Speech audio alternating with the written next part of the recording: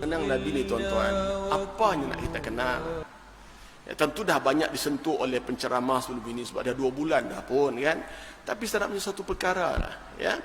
Yang relevan dengan kita hari ini ialah kita sorot suatu perkara, iaitu Nabi ini adalah Nabi terakhir, ataupun sering disebut Nabi akhir zaman. Maknanya lepas Nabi Muhammad sallallahu alaihi wasallam tak ada lagi nabi atau rasul yang ada terus kiamat. Dan Nabi menyebutkan, aku diutuskan, ya, aku diutus kata Nabi, dan kiamat seperti ini. Ya, kiamat seperti ini bermakna lepas Nabi kiamat tak ada celah lagi dah. Ya. Okey tuan-tuan. Bila kita sebut akhir zaman, maka kita korek hadis-hadis yang banyak tentang akhir zaman. Masya Allah. Satu daripada tanda akhir zaman, inilah penyakit COVID ni. Dia tak sebutlah COVID.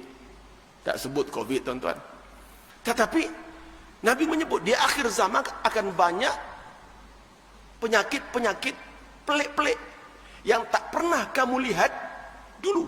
Kalau dulu setakat pening kepala, tampal koyok, sakit gigi, tampal koyok, apa pun tampal koyok. Hari ini satu penyakit yang pelik. Lepasnya lagi ke Ustaz? Ada lagi. Nabi sebut akan banyak penyakit-penyakit baru yang pelik-pelik. Wah, kalau COVID pun kita dah macam ni tuan-tuan. Kalau ada lagi lepas ni selain COVID, entah apa pula. Wallahu alam. Tapi inilah hakikat akhir zaman. Akan berlaku banyak musibah. Ya. Gempa bumi, ya. Kemarau panjang. Kemarau panjang memang Nabi sebut. Gempa bumi Nabi sebut. Peperangan Nabi sebut. Kelaparan, kebuluran, kemusnahan, hancur. Bumi akan hancur. Sebelum kiamat bumi hancur. Dan hari ini saintis banyak menyebut cerita tentang asteroid, ya. Batu-batu, bongkah-bongkah batu yang besar yang akan belaga dengan bumi. Termasuk satu yang saya baca yang menakutkan saya, satu asteroid yang besarnya berkilometer tuan-tuan. Besar dia berkilometer, bukan 1 kilometer. Besar batu tu. Sedang menuju bumi. Dijangka landing, jatuh di bumi tahun lagi 10 tahun akan datang. Lah ini 2019, 2028. 2028. To be exact, mereka sebut lagi tarikh dia nak landing itu 12 April 2028. Saya baca laporan tu, saya lupa nama asteroid, dan itu akan menyebabkan millions death.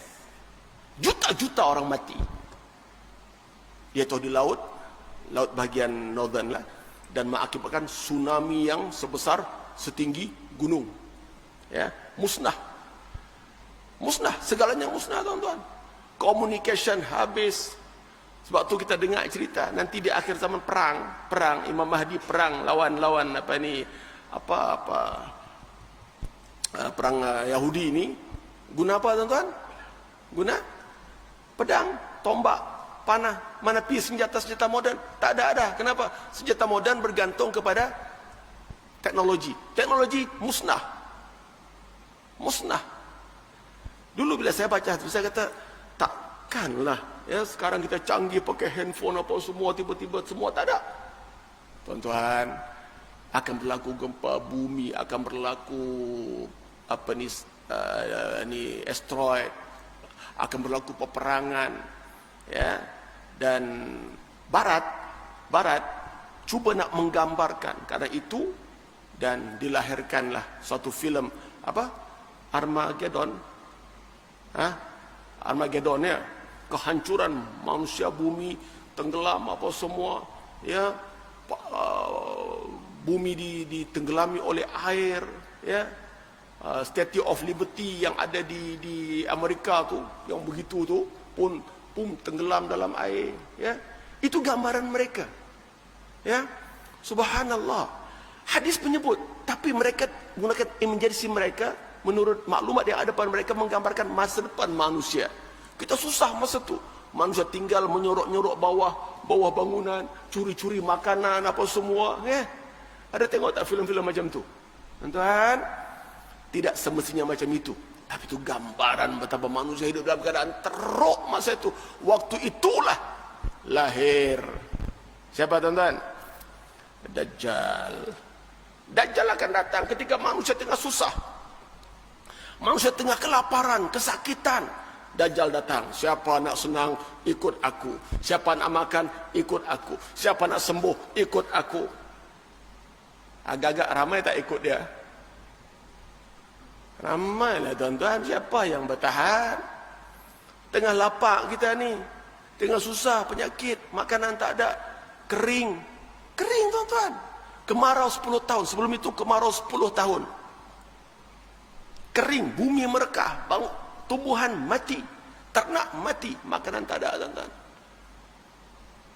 Bila sebut kemarau ni, tahun lepas, report daripada Journal Science bahawa bumi mengalami kemarau panjang sejak tahun 2019. Tahun lepas dah mula. Membawa 10 tahun tuan-tuan. Ya, saya link dengan sains sebab orang lain ni kurang percaya hadis Quran.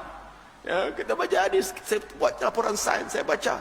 Subhanallah tuan-tuan. لو كان بيننا الحبيب لدنا القاصي والقريب من طيبة قبل المغيب طالبا قرب الحبيب بقرب